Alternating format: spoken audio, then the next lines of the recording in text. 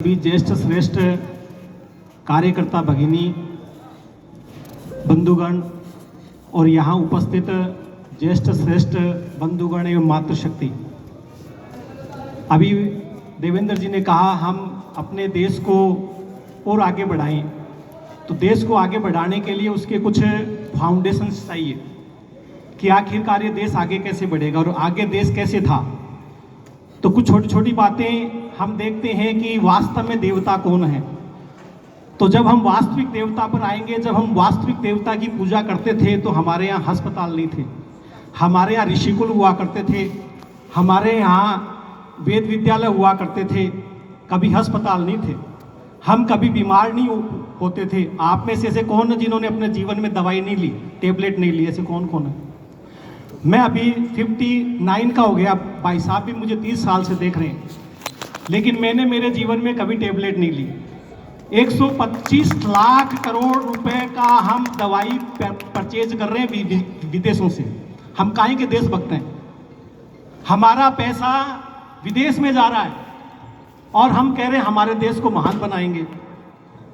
तो फिर इसको महान बनाने का हमारे पूर्वजों ने क्या बताया? तो हमारे को बताया कि 5 बातों पर ध्यान रखो। 5 अंगुलियां होती है, 5 कर्मेंद्रियां होती है, 5 ज्ञानेंद्रियां होती है, और हम मंदिर में जाते हैं तो पंच अमृत होता है, दूध दही घी शक्कर शहद होता है। और जब हम धरती माता के पोषण की बात करते हैं तो पंचगव्य होता है, दूध दही घी और गोबर और गौमूत्र। जब हम बात करते हैं हमारे स्वास्थ्य की तो पंचवटी होती है। भगवान राम भी 11.5 वर्ष पंचवटी में रहे थे। और ये पंचवटी क्या होती है?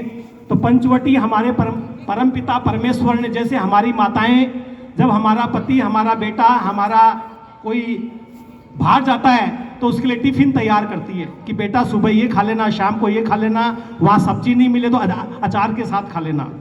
वैसे ही 3 त्रिलोकी के नाथ ने जब हमारी स्थापना की थी, हमको भेजा था, तो यहाँ पंचवटी 5 पेड़ यानी 5 मेडिकल स्टोर हमको भेजे थे कि बेटा इनकी शरण में रहना। और सबसे पहला जो वृक्ष था उसका नाम था बरगद। इसलिए बरगद हमारा राष्ट्रीय वृक्ष है, नेशनल ट्री है। मैं तो जगह जगह जाता हूं तो विद्यालय में बोलता हूं कि आप झंडारोहण करते हो, झंडारोहण करने से पहले नेशनल ट्री हमारा राष्ट्रीय बरगद, उसकी तो पूजा करो, उसके सामने पुष्प अर्पण करो और उसके बाद में झंडारोहण होगा। तो पहले बरगद की पूजा होगी, उसके बाद हमारे झंडारोहण होगा। और इतना ही नहीं, बरगद हमारे को, हम किसी के पांव छूते हैं तो सबसे पहले लंबी आयु का आशीर्वाद मिलता है, आयुष्मान भव। कोई हमको ये आशीर्वाद नहीं देता बुद्धिमान भव, कोई नहीं बोलता धनाढ्य भव। सबसे पहला कोई आशीर्वाद होता है तो उसका नाम है सौभाग्यवती भव, आयुष्मान भव, दीर्घ आयु भव। और ये दीर्घ आयु कैसे प्राप्त होगी? तो हमारे पूर्वजों ने कहा जैसी संगत वैसी रंगत। और सबसे लंबी आयु किसी की होती है तो वो होती है बरगद की। 5-5 हजार 10 हजार यदि किसी की आयु होती है तो बरगद की होती है। इसलिए हमारी माताएं बहनें वट वृक्ष की पूजा करती है, पीपल की नहीं करती, पीपल की कम करती। सब वृक्षों की पूजा होती है, लेकिन वट वृक्ष की पूजा हमारे ऋषि मुनियों ने पूरा शोध करके बताया, वट वृक्ष की पूजा करो, सबसे लंबी आयु होती है। और दूसरा, हमारे यहाँ के जो राजा महाराजा होते हैं वो चक्रवर्ती सम्राट हुआ करते थे। तो क्यों हुआ करते थे? क्योंकि बरगद का स्वभाव भी चक्रवर्ती सम्राट है। वह जब एक पेड़ अपनी भुजाओं को फैलाता है, 500 एकड़ तक, 1000 एकड़ तक अपनी भुजाएं फैलाता है, जिंदगी खुद के कंधों पे जी जाती है, दूसरे के कंधों पे जनाजे निकाले जाते हैं। इस प्रकार का भाव कोई देता है तो उसका नाम है बरगद। उसको बोलते हैं banyan tree, that is a national tree of India.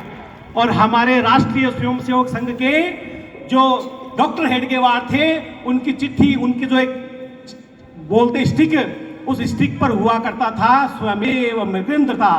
अपने स्वयं के बल पर क्या होता है? आपके शेर जंगल का राजा होता है, किसी की बदौलत नहीं होता, किसी की मेहरबानी से नहीं चलता। इसलिए हम भी, जैसे सौभाग्य से आप भारत के बहुत अच्छे जेवेलियन हैं, हम भी परमात्मा की कृपा से विश्व के पहले वृक्ष कथाकार हैं। सबसे पहले यदि किसी ने वृक्ष कथा करी है संसार में तो सौभाग्य से परमात्मा ने डॉक्टर हेडगेवार के आशीर्वाद से